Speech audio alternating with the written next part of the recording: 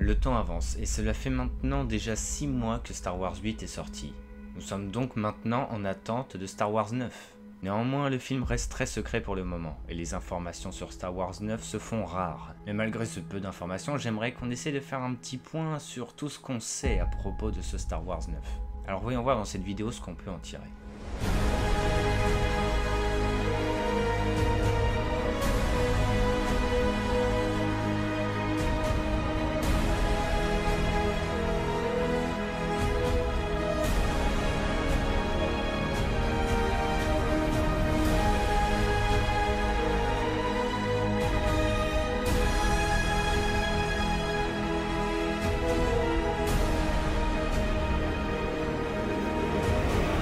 Star Wars 9 a été écrit par J.J. Abrams, le réalisateur de Star Wars 7, et Chris Terrio, un nouveau chez Lucasfilm, puisque c'est son premier film pour Star Wars avec cet épisode 9. Il a été l'un des réals du grand film Argo, ou encore Batman vs Superman, ou bien Justice League. Il est surtout là pour épauler Abrams, qui reste quand même maître du film. Le film devait être écrit à la base par Colin Trevorrow, le réalisateur de Jurassic World. Mais malheureusement, ce dernier a préféré se retirer à cause de quelques mésententes avec Lucasfilm. Personnellement, je trouve ça pas plus mal que J.J. Abrams ait repris le flambeau de ce qu'il a instauré. Car on va pas se le cacher, le changement de réal à chaque nouveau film Star Wars de la nouvelle trilogie est franchement l'un des plus gros points faibles de la saga. Du coup pour moi on peut dire ce qu'on veut, mais Abrams est le plus légitime à produire cet épisode 9, et je suis content que ce soit lui qui s'en occupe.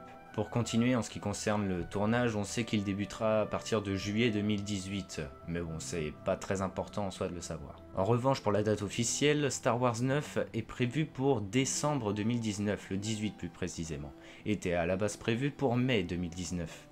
Mais bon, Carrie Fisher est maintenant décédée, l'actrice de notre chère princesse Leia. Et on va pas se le cacher, ça a légèrement beaucoup perturbé les plans de Disney par rapport à ce film-là. Car effectivement, suite à la mort de Carrie Fisher, le scénario a donc été totalement réécrit par J.J. Abrams et du coup a été retardé de 7 mois. Enfin, chose qui est quand même très importante à notifier, est que Star Wars 9 clôturera la dernière prestation de John Williams qui clôturera sa grande carrière de compositeur avec le 9e opus de la saga Star Wars. Il prendra donc sa retraite à l'âge de 86 ans. Mais bref, passons à la suite.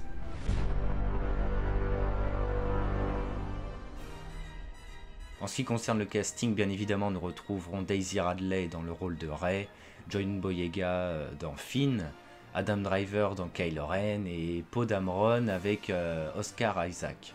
Je pense qu'il est évident d'affirmer que Luke, soit Mark Hamill, sera de retour dans ce nouvel opus, ayant promis à Yoda de former Rey et à Kylo Ren qu'il le reverra. Il reviendra très certainement en Force Ghost comme Obi-Wan le fit dans les précédents opus.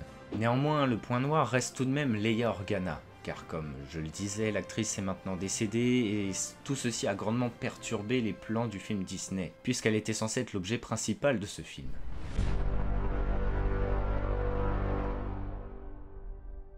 Alors je ne vous cache pas qu'on arrive à la grosse partie de la vidéo puisque le scénario de Star Wars 9 est énormément débattu. Tout d'abord, Leia Organa est un gros point d'interrogation pour ce film. Pour ceux qui ne le sauraient pas, Leia devait être l'élément principal du film. Chose logique puisque Star Wars 7 mettait énormément en avant Han Solo qui termina sur sa propre mort, ainsi que Star Wars 8 avec Luke et sa mort à la fin. Star Wars 9 devait tourner alors autour de Leia, et donc normalement finir sur sa mort, comme ses deux compères. Du coup, suite à sa mort, le scénario fut totalement réécrit, et du coup nous sommes face à deux options. Premièrement, étant donné que le scénario a été totalement réécrit, le film pourrait légitimement commencer avec les funérailles de la princesse, permettant à Leia de nous quitter en paix, et de réadapter le film en conséquence avec un message dans les écriteaux du début de film. Cependant, seconde option, qui risque de faire grincer des dents certains, est que Leia soit jouée par Meryl Streep, une grande actrice et amie de Carrie Fisher. C'est une rumeur lancée par Lucasfilm et Disney eux-mêmes, et étant donné que le rôle de Leia dans le 9e opus est très important, il pourrait se conclure avec la reprise du rôle par Meryl. Malgré la véracité de cette rumeur, le fait que le scénario ait été totalement changé suite à la mort de Carrie Fisher va un petit peu à l'encontre de cette idée que Meryl Streep va incarner Leia dans Star Wars 9.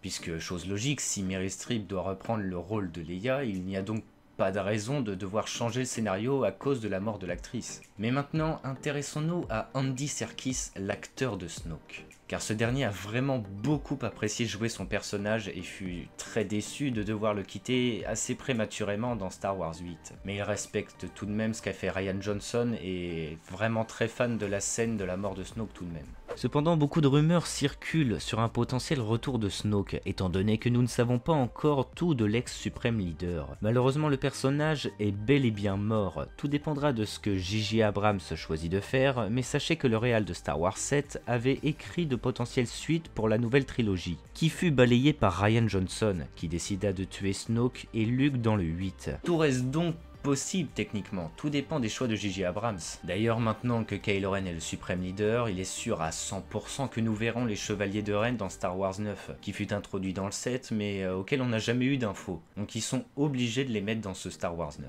Enfin, pour finir en beauté cette vidéo, on va rentrer dans du concret, vraiment dans le vif du sujet, car des fuites circulent à propos du scénario de Star Wars 9. Alors je tiens à vous le dire quand même si ces infos ne sont pas sûres à 100%, rien n'est sûr à 100%, c'est quand même des infos qui ont vraiment de très grandes chances d'être vraies. Et du coup, si vous ne souhaitez pas être spoilé de Star Wars 9, sur le scénario de Star Wars 9, je vous conseillerais du coup de quitter cette vidéo. Et pareil, si vous souhaitez mettre un commentaire en rapport avec ce que je vais vous dire, n'hésitez pas à mettre la mention spoil avant votre commentaire afin de ne pas spoiler justement ceux qui n'aimeraient pas être spoilés. Je vous laisse donc 5 secondes pour quitter la vidéo si vous ne souhaitez pas être spoilé.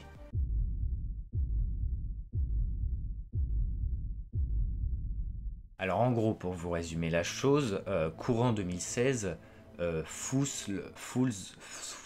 bref, un mec avait dévoilé une grande partie du film de Star Wars 8 The Last Jedi sur le site de Reddit. Bien évidemment, tout le monde lui avait totalement rigolé au nez en affirmant que c'était totalement du fake ce qu'il racontait. Sauf que le retournement de situation, c'est que le jour où est sorti Star Wars 8 The Last Jedi, tout ce qu'il avait prédit était vrai. Et en fait, c'est pas parce qu'il est comme Paul le Poulpe ou n'importe, c'est parce qu'en fait c'est un mec qui a eu accès au premier storyboard du film Star Wars 8 et qui du coup a pu partager des bouts de scénario en fait sur la toile. Et du coup, comme pour le 8e film, ce mec-là a réussi à voir les premières storyboards de Star Wars 9. Je vais vous partager ce qu'il a affirmé, alors ouvrez bien grand vos oreilles. Alors, l'histoire se passera 5 ans après Star Wars 8, chose que nous savions déjà à peu près, remarque. Que la résistance n'est plus hyper populaire et Kylo Ren domine la galaxie en compagnie de ses chevaliers de Ren. Il est même d'ailleurs un leader plutôt bienveillant, à tel point qu'énormément de personnes de la résistance se demandent pourquoi le combattre. Mais Rey, Finn, Poe et Leia savent que quelque chose se cache sous cette bienveillance. Cette bienveillance qui a d'ailleurs été pas mal énoncée sur pas mal de sites à propos du scénario de Star Wars 9, comme quoi Kylo Ren serait un leader bienveillant. Donc ça rajoute encore plus de véracité à ses propos. Ne voulant pas être sous l'emprise d'un empire, ils feront tout pour découvrir les secrets du Premier Ordre. C'est alors qu'une taupe du Premier Ordre leur viendra en aide. Cette taupe permettra de découvrir une base secrète du Premier Ordre qui contient prisonnier une femme permettant de naviguer dans des régions inconnues, qui leur dévoilera par la suite une planète secrète remplie d'eau où le Premier Ordre fait travailler de nombreux esclaves. Ce sont eux qui produisent toutes les richesses du Premier Ordre. L'intrigue de la première partie du film tournera donc autour de la libération de ces esclaves. D'ailleurs, chose qui appuie quand même pas mal encore plus les paroles de ce mec-là, c'est que nous savons que dans Star Wars 9, un nouveau personnage féminin apparaîtra. Une femme d'une quarantaine d'années apparemment. Comme mentionné sur plusieurs sites, Rey est apparemment devenue une protectrice de nouveaux utilisateurs de la Force. On peut penser par exemple à Temiri Blag, le petit garçon là dans Star Wars 8 qui fait venir le balai via la Force.